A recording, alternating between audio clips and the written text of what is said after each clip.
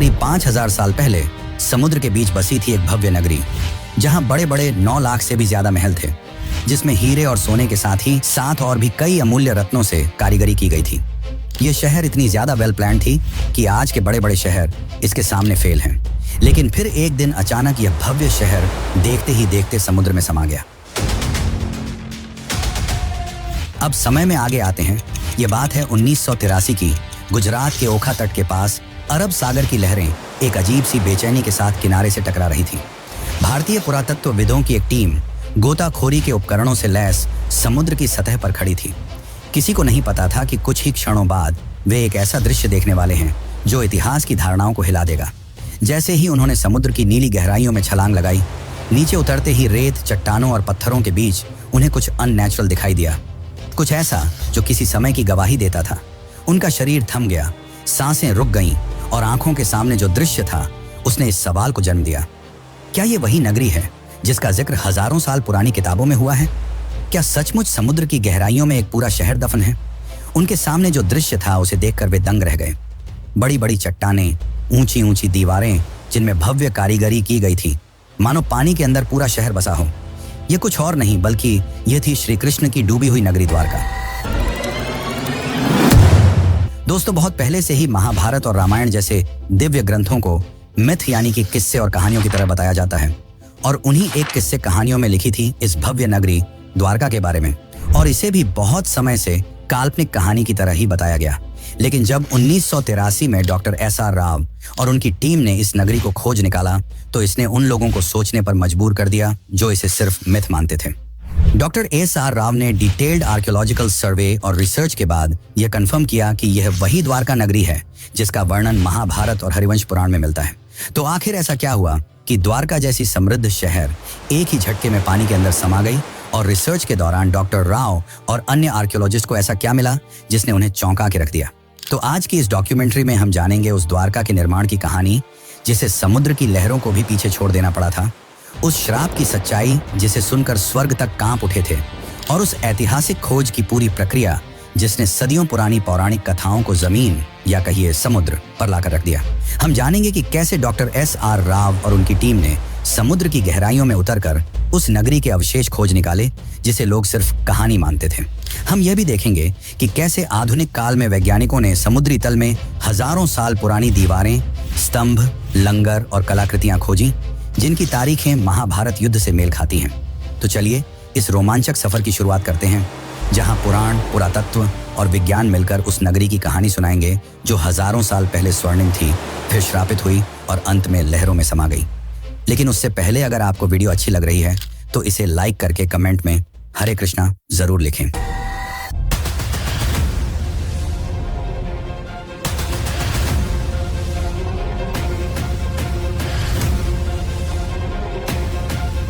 Dwarka and came to the conclusion that it was the Dwarka of Mahabharata.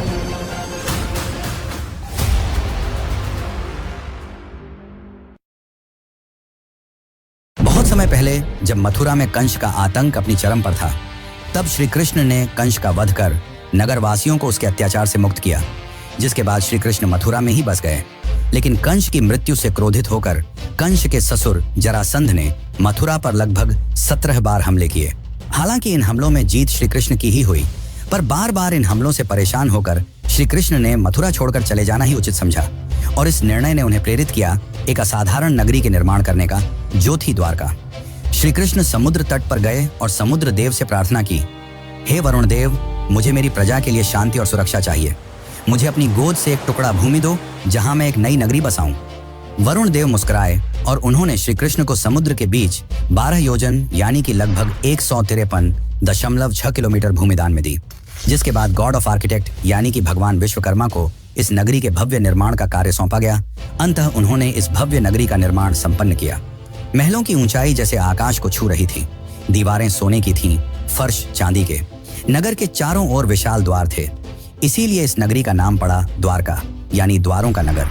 हवाओं में सुगंधित फूलों की खुशबू थी, गलियों में मोर नाचते थे, और बीचों बीच बना श्री कृष्ण का महल तो ऐसा प्रतीत होता था मानो स्वर्ग पृथ्वी पर उतर आया हो।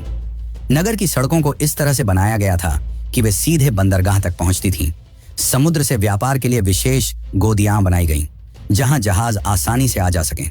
शहर में जल आपूर्ति के लिए सिंचाई प्रणाली थी, जो उस काल में अत्यंत दुर्लभ मानी जाती थी।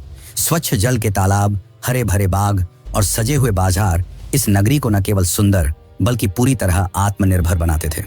भागवत पुराण के अनुसार द्वारका में कुल 900 से अधिक भव्य महल थे, जो चंद्रकांत, हीरा, मणि और सोने से बने थे। श्री कृष्ण ने स्वयं उन महलों को अपने प्रियजनों के लिए बनवाया था। बलराम, रुक्मिणी, सत्यभामा, जाम्बवती और अन्य रानियों के लिए अलग अलग राजमहल। ये महल न सिर्फ वास्तुकला का चमत्कार थे, बल्कि अध्यात्म और भक्ति का प्रतीक भी। लेकिन यह अंत नहीं था। अब शुरू होने वाला है वो अध्याय जिसने द्वारका को कालातीत बना दिया। एक ऐसा नगर जिसे स्वयं भगवान ने बसाया, देवताओं ने सजाया और समय ने इतिहास में दर्ज कर दिया। लेकिन जहां निर्माण होता है, वहीं विनाश भी इंतजार करता है। द्वारका की यह स्वर्ण गाथा आगे चलकर एक ऐसे श्राप की छाया में डूबेगी जिसकी कल्पना तक किसी ने न की थी। महाभारत का युद्ध समाप्त हो चुका था। धूल में लथपथ योद्धाओं के शव, बिखरे हुए अस्त्र शस्त्र और खून से लाल धरती, कौरवों का विनाश हो चुका था। अपने पुत्रों की यह दशा देखकर गांधारी काफी क्रोधित हो गई। उनका मानना था कि यदि श्री कृष्ण चाहते तो यह युद्ध होता ही नहीं, परंतु उन्होंने ऐसा नहीं किया, जिससे क्रोधित होकर गांधारी ने श्री कृष्ण को श्राप दिया कि जिस प्रकार मेरे वंश का विनाश हुआ है, ठीक उसी प्रकार तुम्हारे भी वंश का विनाश हो जाएगा। इस श्राप ने यदुवंश के विनाश की नींव रख दी। लेकिन एक और कारण है जिसके चलते द्वारका का विनाश हुआ।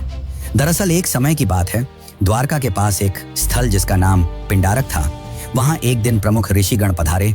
इनमें विश्वामित्र, वशिष्ठ, नारद, कण्व, दुर्वासा जैसे महान ऋषि मुनि उपस्थित थे। उन ऋषियों को देख श्री कृष्ण के पुत्र सांब और उसके कुछ मित्रों ने मिलकर शरारत करने की सोची। सांब ने एक गर्भवती स्त्री का रूप धारण कर लिया और उन ऋषियों के पास पहुंचे। इस बात से अनजान कि वे ऋषि कोई साधारण साधु संत नहीं, बल्कि त्रिकालदर्शी थे, जिन्हें सब कुछ मालूम था। सांब और उसके मित्र उनके निकट गए और उनकी तपस्या भंग कर ऋषियों से अपने होने वाले बच्चे के बारे में पूछने लगे। अपना इस तरह अपमान होता देख मुनिगण गुस्सा हो गए और उन्होंने सांब को यह श्राप दिया कि तुम एक लोहे के मुशल को जन्म दोगे, जो यदुवंश के विनाश का कारण बनेगी। सांब और उनके साथी भयभीत हो उठे। उन्होंने माफी मांगी, पर अब कुछ नहीं हो सकता था। कुछ दिनों बाद वही हुआ जो भविष्यवाणी की गई थी। जब सांब सुबह उठा तो उसके कपड़ों में एक भारी भरकम मुशल मिला। यह दृश्य देख यदुवंशी चिंतित हो उठे और जब यह बात श्री कृष्ण के नाना राजा उग्रसेन को पता चली तो उन्होंने मुशल के छोटे छोटे टुकड़े कर समुद्र में फेंकने का आदेश दिया। और जैसे ही यह टुकड़े समुद्र में फेंके गए, एक विशाल मछली ने वह टुकड़े खा लिए। कुछ समय बाद जब कुछ मछुआरों ने उस मछली को पकड़ा और जब उसे काटा गया तो उसके पेट से लोहे के टुकड़े निकले। उन मछुआरों ने वह टुकड़े एक जरा नामक शिकारी को बेच दिए। अब वह शिकारी इन टुकड़ों से अपनी तीर बना रहा था और दूसरी ओर द्वारका में स्थिति धीरे धीरे खराब होने लगी थी। गांधारी के श्राप का असर दिखाई देने लगा था। जैसे जैसे समय बीतता गया, यदुवंश के लोगों में अहंकार बढ़ता गया। भोग विलास, मदिरा और दुराचार ने धर्म और मर्यादा का स्थान ले लिया था। नैतिकता समाप्त हो चुकी थी। फिर एक दिन, जिसे आज भी प्रभास त्रिकाल के नाम से जाना जाता है, यदुवंश के वीरों ने समुद्र किनारे एक उत्सव आयोजित किया। शराब, घमंड और गाली गलौच ने मिलकर उस उत्सव को युद्ध भूमि में बदल दिया। वे आपस में ही लड़ने लगे। जिन हथियारों से उन्होंने युद्ध जीते थे, उन्हीं से वे एक दूसरे को मारने लगे। श्री कृष्ण समझ चुके थे कि अब विनाश निकट है, जिसके पश्चात वे वन की ओर चल पड़े और वहां एक वृक्ष के नीचे विश्राम करने लगे। तभी वहां वह शिकारी पहुंचा जिसने उस मुशल के टुकड़े से तीर बनाए थे। उस शिकारी ने श्री कृष्ण को हिरण समझकर उन पर तीर चला दी और जैसे ही तीर श्री कृष्ण के पैरों में लगी, उन्होंने यह लोक त्याग दिया और उनके मृत्यु के साथ ही पूरी द्वारका नगरी पानी में समा गई। इस प्रकार द्वारका का वह वैभवशाली अध्याय समाप्त हुआ। वह नगर जिसे स्वयं भगवान ने बसाया था, जिसने एक युग देखा था, अब रह गया केवल शास्त्रों के पन्नों में और समुद्र की खामोशी में छिपी एक अमर स्मृति के रूप में। लेकिन क्या यह अंत है? क्या हुआ श्री कृष्ण के मृत्यु के पश्चात और क्यों श्री कृष्ण आज भी जिंदा हैं? अर्जुन ने क्या भूमिका निभाई? ये सब जानने से पहले हम यह जान लेते हैं कि आज के समय में कहानी कही जाने वाली द्वारका नगरी को कैसे खोज निकाला गया और क्या सच में यह वही द्वारका नगरी है जो श्री कृष्ण ने बनवाई थी। तो चलिए अब जानते हैं इसका असली इतिहास और रहस्य। लेकिन उससे पहले अगर आपको यह वीडियो ज्ञानपूर्वक लग रही है तो इसे अपने दोस्तों, रिश्तेदारों और अन्य भक्तों को जरूर शेयर करें। बहुत लंबे समय तक द्वारका को सिर्फ एक पौराणिक नगरी माना जाता था। श्रीमद् भागवत पुराण, विष्णु पुराण, हरिवंश पुराण और महाभारत में इसके भव्य विवरण तो थे, लेकिन भौगोलिक रूप से यह कहाँ थी, यह रहस्य बना हुआ था। अधिकांश विद्वान मानते थे कि यह एक धार्मिक कथा बस है, कोई ऐतिहासिक सच्चाई नहीं। लेकिन यह सोच पहली बार 1930 के आसपास हिली, जब गुजरात के सौराष्ट्र इलाके में कुछ मछुआरों और गोताखोरों ने समुद्र के अंदर अजीब पत्थरों और ढांचों को देखने की बात बताई। यहाँ तक कि कुछ पायलटों ने, जो अरब सागर के ऊपर उड़ान भर रहे थे, बताया कि उन्होंने पानी के नीचे सीधी रेखाओं जैसी आकृतियां देखी हैं, जैसे कोई पुराना शहर हो। यहीं से उस राज की तलाश शुरू हुई जिसने एक प्राचीन कहानी को एक खोज में बदल दिया। फिर आया साल 1963, जब भारतीय पुरातत्व सर्वेक्षण विभाग यानी कि ASI ने पहली बार बेट द्वारका के पास खुदाई शुरू की। ये वही इलाका था जिसे स्थानीय लोग सदियों से भगवान श्री कृष्ण की नगरी मानते आए थे। खुदाई में वहां से कई प्राचीन बर्तन, मूर्तियां और पक्के ढांचे मिले। इससे ये तो साबित हो गया कि यह जगह काफी पुरानी है, लेकिन इससे द्वारका की असली पहचान अभी भी पूरी तरह साफ नहीं हुई थी। इसके कुछ साल बाद 1970 के दशक में एक और बड़ा सुराग मिला। जामनगर के सरकारी रिकॉर्ड में एक प्राचीन ताम्रपत्र का जिक्र था, जो करीब 6ठी शताब्दी का बताया गया। यह ताम्रपत्र सिंधदत्य नाम के राजा से जुड़ा था और उसमें साफ साफ लिखा था कि यहाँ भगवान श्री कृष्ण निवास करते थे। यह ऐसा पहला ऐतिहासिक दस्तावेज था जिसमें धर्म और इतिहास आपस में जुड़ते नजर आए। इससे इतिहासकारों को पहली बार यह लगा कि द्वारका सिर्फ एक कल्पना नहीं, बल्कि शायद एक खोया हुआ सच है। इसके बाद इस खोज को सही दिशा दी SR राव ने। वे ASI के वरिष्ठ अधिकारी थे और भारत के शुरुआती समुद्री पुरातत्वविदों में से एक माने जाते हैं। उन्हें महाभारत और पुराने ग्रंथों की बातों पर भरोसा था। उन्होंने उन विवरणों की तुलना आधुनिक समुद्री नक्शों से की और पाया कि अगर द्वारका सच में कभी बसी थी तो वह गुजरात के पश्चिमी तट पर ही रही होगी। इसी सोच से 1979 में भारत में पहली बार समुद्र के नीचे पुरातात्विक खोज की नींव रखी गई। डॉक्टर राव ने गोवा स्थित नेशनल इंस्टीट्यूट ऑफ ओशनोग्राफी यानी कि NIO की मदद ली और एक नई खोज का अभियान शुरू किया। यह काम आसान नहीं था। न तो उस दौर में भारत के पास अच्छे उपकरण थे, न ही आधुनिक तकनीक। फिर भी उन्होंने स्थानीय मछुआरों, गोताखोरों, पुरानी नावों और शुरुआती सोनार तकनीक की मदद से समुद्र के अंदर छिपे राज को ढूंढना शुरू किया।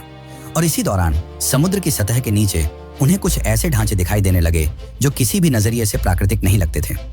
वहां पत्थरों की लंबी दीवारें थीं, बड़े बड़े खंभे थे और ऐसे लंगर भी मिले जो साफ बताते थे कि वहां कभी जहाज आते जाते रहे होंगे, यानी ये जगह एक पुराना बंदरगाह रहा होगा। लेकिन ये तो बस शुरुआत थी, असली खुलासे तो अभी बाकी थे। 1979 की खोज ने एक ऐसा दरवाजा खोल दिया था जिसके पीछे छुपी थी एक बहुत पुरानी, लगभग भूली हुई कहानी। अब 1980 का दशक उस कहानी को सच साबित करने की जिद बन चुका था और इस जिद की सबसे बड़ी वजह थे doctor SR Rao. Doctor Rao को महाभारत और पुराणों में लिखी बातों पर पूरा भरोसा था। उन्होंने उन ग्रंथों के नक्शों और विवरणों को पढ़ा, समझा और फिर आधुनिक समुद्री मानचित्रों से मिलाया। उन्हें यकीन था कि श्री कृष्ण की वो नगरी जिसे दुनिया ने बस एक कहानी मान लिया था, वो कहीं ना कहीं अरब सागर के नीचे आज भी मौजूद है। लेकिन उनका ये सफर बिल्कुल भी आसान नहीं था। उस समय भारत में समुद्री खुदाई यानी कि मरीन आर्कियोलॉजी एक बिल्कुल नया क्षेत्र था। न सरकार के पास इस काम के लिए पर्याप्त पैसा था, न वैज्ञानिकों को इस बात पर भरोसा कि समुद्र के नीचे कोई शहर भी हो सकता है। बहुत सारे लोग इस प्रयास को बस धार्मिक सोच का हिस्सा मानते थे। कई लोगों ने डॉक्टर राव से कहा, पौराणिक कथाओं को इतिहास से जोड़ने का क्या फायदा, लेकिन उन्होंने कभी हार नहीं मानी। डॉक्टर राव ने ASI और गोवा के नेशनल इंस्टीट्यूट ऑफ ओशनोग्राफी के साथ मिलकर एक समुद्री अभियान शुरू किया। इंडियन नेवी के गोताखोरों की भी मदद ली गई। लेकिन चुनौती सिर्फ यह नहीं थी कि लोग विश्वास नहीं कर रहे थे। असली मुश्किल थी टेक्नोलॉजी और संसाधनों की कमी। उस समय न तो सोनर जैसी आधुनिक तकनीक थी, न ही पानी के अंदर काम करने वाले रोबोट्स। डाइवर्स को अपने हाथों से समुद्र की सतह को टटोलना पड़ता था। 1980 के दशक में, यानी लगभग 40 साल पहले, समुद्र में जाकर खुदाई करना कोई आसान काम नहीं था। इसके लिए archaeologist, divers, oceanographers, under water photographers, historians, geologist और बहुत से टेक्नीशियनों की जरूरत होती थी। इतनी बड़ी टीम को बनाना और उन्हें काम पर लगाना अपने आप में एक बड़ा काम था। फिर भी राव ने हार नहीं मानी। फंडिंग की इतनी कमी थी कि उन्होंने अपने वेतन से टीम का खाना तक खरीदा। उन्होंने सिर्फ 800 रुपये में एक्सपीडिशन शुरू किया था और ये भी उन्हें छोटे छोटे फंड्स इकट्ठा करके मिले थे। वह चाहते थे कि सरकार एक स्थायी समुद्री पुरातात्विक इकाई बनाए, लेकिन यह इतना भी आसान नहीं था। 1983 से 1992 के बीच राव की टीम ने लगभग 12 बार समुद्र में जाकर खुदाई की। खोज के लिए बेट द्वारका और आसपास के इलाकों को चुना गया और फिर एक एक कर सामने आने लगे ऐसे सबूत जिन्होंने न सिर्फ भारत को बल्कि पूरी दुनिया को चौंका दिया। गोताखोरों ने समुद्र के तल से लगभग 30 मीटर नीचे 560 मीटर लंबी पत्थरों की दीवार खोज निकाली। ये कोई प्राकृतिक बनावट नहीं थी, ये इंसानों द्वारा बनाए गए शहर की दीवार थी। उसकी बनावट वैसी ही थी जैसी महाभारत में द्वारका के वर्णन में मिलती है। फिर मिले 30 से भी ज्यादा पत्थर के खंभे जो शायद किसी महल या भवन का हिस्सा रहे होंगे।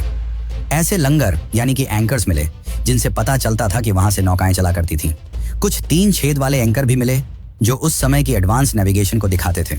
इसके अलावा सील, लोहे और पीतल की वस्तुएं और मिट्टी के बर्तन भी मिले।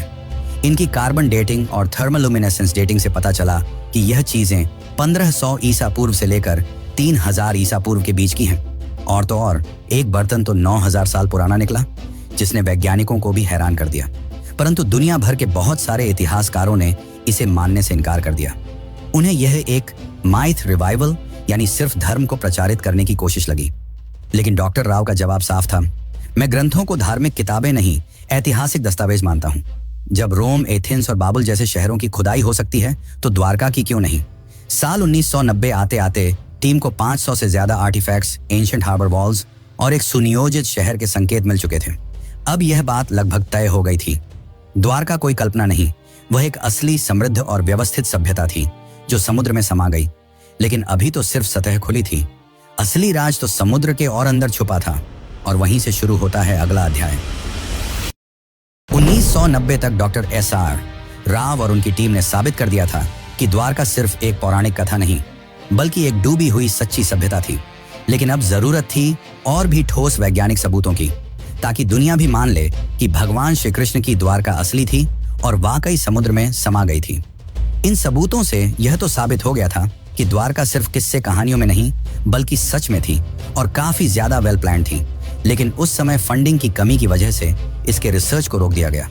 फिर साल 2001 में इस दिशा में एक बहुत बड़ा कदम उठाया गया। भारतीय पुरातत्व सर्वेक्षण और NIOT यानी कि national institute of ocean technology ने मिलकर एक बड़ा वैज्ञानिक अभियान शुरू किया। जगह चुनी गई कच्छ की खाड़ी और बेट द्वारका का इलाका। इस बार अभियान में सिर्फ पुरातत्वविद ही नहीं, बल्कि समुद्र वैज्ञानिक, भूगर्भ शास्त्री, नौसेना के गोताखोर, सोनार तकनीक के विशेषज्ञ और इंटरनेशनल कार्बन डेटिंग लैब्स भी जुड़े थे। इस खोज की कमान संभाली थी डॉक्टर आलोक त्रिपाठी, जो ASI के समुद्री पुरातत्व निदेशक थे, और उनके साथ थे डॉक्टर राजीव निगम, जो उस समय CSIR के मरीन साइंस प्रमुख के रूप में काम कर रहे थे। इस बार की खोज पहले से अलग थी। ये हाईटेक थी। इसमें अब सिर्फ आंखों से नहीं, बल्कि मशीनों से खोज की जा रही थी। 2001 से 2007 तक समुद्र के अंदर का पूरा हाइड्रोग्राफिक सर्वे किया गया। एडवांस सोनार और सब बॉटम प्रोफाइलर जैसे मॉडर्न उपकरणों से समुद्र की परतों का डिजिटल नक्शा बनाया गया। वैज्ञानिकों ने करीब 40,000 वर्ग मीटर का समुद्र का हिस्सा स्कैन किया और जो मिला उसने सबको हैरान कर दिया। समुद्र की गहराई में मिले ये बहुत बड़े चौकोर पत्थर के ब्लॉक जो किसी नगर की नींव जैसे लगते थे। चूना पत्थर यानी कि लाइमस्टोन के टुकड़े जो शायद किसी शानदार इमारत के अवशेष थे। टेराकोटा सील्स जिन पर पुराने चिन्ह बने थे। पुराने लंगर जो बताते थे कि यहाँ कोई एंशिएंट बंदरगाह था। साथ ही नाली और सिंचाई व्यवस्था जो दिखाती थी कि उस समय का शहर कितनी सोच समझकर बसाया गया था। अब बारी थी सबसे बड़े टेस्ट की, कार्बन डेटिंग की। सभी आर्टिफैक्ट्स को भारत और विदेश की प्रयोगशालाओं में भेजा गया और जब नतीजे आए तो वैज्ञानिकों और इतिहासकारों को भी झटका लगा। कई चीजें करीब 9000 साल पुरानी निकली, यानी ये तो हड़प्पा सभ्यता से भी पहले की थी। कुछ टुकड़ों की उम्र 5000 साल तक पुरानी पाई गई, जो महाभारत और द्वापर युग से मेल खाती है। डॉक्टर राजीव निगम ने कहा कि महाभारत में लिखा है कि द्वारका समुद्र से निकाली गई जमीन पर बसी थी और भूगर्भ शास्त्रियों की रिपोर्ट से भी यही पता चला कि समुद्र ने बाद में उसी जमीन को वापस निगल लिया। सोनर मैपिंग से यह भी पता चला कि जैसे जैसे समुद्र का स्तर बढ़ा, मंदिर और घर धीरे धीरे आगे खिसकते गए। यानी यह एक धीमा और क्रमिक डुबाव था, अचानक नहीं। A.K. सिन्हा ASI के निदेशक ने बताया कि जमीन और समुद्र दोनों जगहों से जो अवशेष मिले हैं उनके आकार, डिजाइन और बनावट में काफी समानता है, जो ये साबित करता है कि ये सब एक ही समय और संस्कृति से जुड़े थे। फिर आया साल 2007 जब नौसेना और ASI ने मिलकर तीसरा सबसे बड़ा अंडर वाटर एक्सकवेशन शुरू किया। पंचकुई बीच के पास से शुरू हुई इस खुदाई में लगभग 2 नॉटिकल मील के दायरे में फैली हुई मंदिरों की दीवारें, महल के खंडहर और जल निकासी प्रणाली मिली। यही वो पल था जब पहली बार दुनिया ने माना द्वारका कोई कल्पना नहीं, बल्कि एक सच है, एक पूरी सभ्यता जो समुद्र में समा गई। लेकिन फिर भी एक सबसे बड़ा सवाल बाकी रह गया, आखिर द्वारका डूबी क्यों? इसका धार्मिक दृष्टिकोण से तो हमने उत्तर जान लिया, अब जानते हैं वैज्ञानिक दृष्टिकोण से, और साथ ही जानेंगे आज के समय की द्वारका के बारे में। तो बने रहिए, क्योंकि हम जो आपको बताने वाले हैं वो आपको चौंका कर रख देगा। 2007 की खोजों ने यह साबित कर दिया था कि समुद्र की गहराइयों में कोई आम चीजें नहीं, बल्कि एक पूरी बसी हुई और समृद्ध नगरी है। लेकिन एक सवाल अब भी रह गया था, आखिर ये नगर डूबा कैसे? क्या वाकई ये कोई श्राप था जैसा ग्रंथों में लिखा है, या फिर इसके पीछे कोई प्राकृतिक और वैज्ञानिक वजह थी? इन सवालों के जवाब ढूंढने के लिए वैज्ञानिकों ने रुख किया ओशनोग्राफी यानी कि समुद्र विज्ञान और जियोलॉजी यानी कि भूगर्भ शास्त्र की ओर। अब तक जो मिला था वो सब प्रमाण तो थे, लेकिन अब जरूरत थी समय को मापने की, ये जानने की कि जब द्वारका बसी थी तब समुद्र में ऐसा क्या हुआ जो वो सब कुछ निगल गया। इस पूरे शोध का आधार बना सी लेवल राइज थ्योरी। अमेरिका की SSCSM यूनिवर्सिटी के प्रोफेसर रेंस ने एक अध्ययन किया जिसमें अरब सागर के सी लेवल को 20,000 सालों के डेटा के जरिए ट्रैक किया गया था। इस रिसर्च के मुताबिक 9,000 साल पहले यानी करीब 11,000 साल पहले समुद्र का स्तर आज के मुकाबले 25 मीटर नीचे था। 5,000 ईसा पूर्व के बीच समुद्र अचानक बहुत तेजी से कई मीटर तक ऊपर उठ गया। वैज्ञानिक मानते हैं कि यह घटना किसी सुनामी या समुद्री आपदा का संकेत देती है, और ये सिर्फ अरब सागर में नहीं हुआ। जब वैज्ञानिकों ने दुनिया के बाकी हिस्सों से मिले सी लेवल डेटा से इस जानकारी की तुलना की तो कैरेबियन द्वीप, इंडोनेशिया और दक्षिण अमेरिका जैसी जगहों पर भी उस दौर में बड़ी बड़ी समुद्री हलचलें और सुनामी के सबूत मिले। इसका मतलब था कि यह घटना सिर्फ भारत तक सीमित नहीं थी, बल्कि पूरी दुनिया में उस समय कुछ बड़ा हो रहा था। और ठीक इसी समय महाभारत के अनुसार श्री कृष्ण ने पृथ्वी का त्याग किया था और कलियुग की शुरुआत हुई थी। अब सारे वैज्ञानिक और ऐतिहासिक सबूत एक ही तरफ इशारा कर रहे थे। द्वारका का डूबना कोई कल्पना नहीं, बल्कि एक सचमुच की ऐतिहासिक घटना थी जिसमें प्राकृतिक आपदा, समय का चक्र और शायद कर्मों की प्रतीकात्मक कहानी सब एक साथ जुड़ गए थे। और फिर आया साल 2024, जब भारत सरकार ने इस पूरे रहस्य को दुनिया के सामने लाने का फैसला किया। 25 फरवरी 2024 को प्रधानमंत्री नरेंद्र मोदी खुद गुजरात के पंचकुई बीच पहुंचे। उनके साथ थी भारतीय नौसेना, ASI, NIOT और वैज्ञानिकों की एक टीम जो स्कूबा डाइविंग से समुद्र की गहराइयों में जाने वाली थी, वहीं जहां श्री कृष्ण की नगरी कभी खड़ी थी।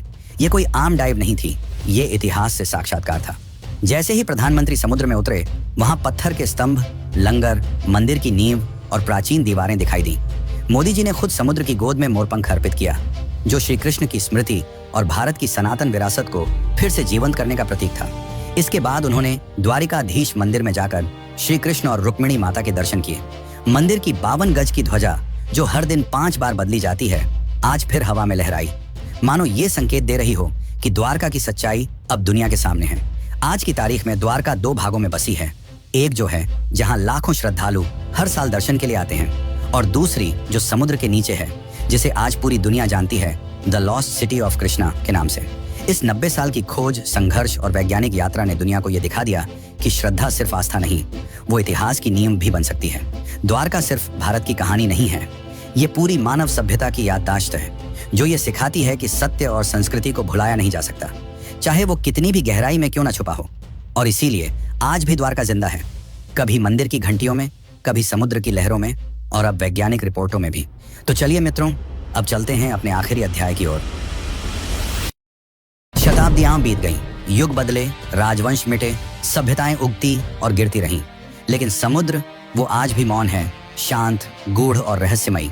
उसकी लहरों के नीचे दबी द्वारका की नगरी आज भी जैसे किसी इंतजार में है, न जाने किसके लिए। शायद उसके निर्माता श्री कृष्ण के फिर से लौट आने के लिए, या शायद इस धरती के इंसानों के उस बोध के लिए जब वे केवल इतिहास नहीं, अपनी आस्था में छिपे सत्य को भी पहचानना सीखें। द्वारका कोई कल्पना नहीं थी, वो एक यथार्थ था, एक स्वर्णिम यथार्थ जिसे एक श्राप ने लील लिया, एक समय ने छिपा दिया और एक समुद्र ने अपनी गहराइयों में समा लिया। लेकिन वह सत्य आज फिर उभर रहा है, टूटे स्तंभों में, पुरातत्व की रिपोर्टों में, सोनर की लहरों में और एक राष्ट्र की आस्था में। इस पूरी डॉक्यूमेंट्री ने हमें यह सिखाया कि आस्था और विज्ञान 2 विपरीत ध्रुव नहीं हैं, वे एक ही सत्य की 2 राहें हैं। एक राह हमें विश्वास दिलाती है और दूसरी उसे प्रमाणित करती है। द्वारका की कहानी बस एक शहर की कहानी नहीं है, यह उस संस्कृति की कहानी है जो अपने चरम पर भी विनम्र थी और अपने अंत में भी दिव्य। यह उस ईश्वर की नगरी की कहानी है जिसने अपने जीवन से कर्म का सार बताया और अपने अंत से संयम और स्वीकृति का। और जब अगली बार आप समुद्र की लहरों को देखें, जरा ठहरिएगा, शायद किसी अगाध गहराई से आपको कोई बांसुरी की धुन सुनाई दे, शायद वो द्वारकाधीश अब भी आपको पुकार रहे हों, अपने नगर से अपने सत्य से, क्योंकि कुछ कहानियां खत्म नहीं होती, वे सिर्फ इंतजार करती हैं दोबारा जगाए जाने का। जय द्वारकाधीश।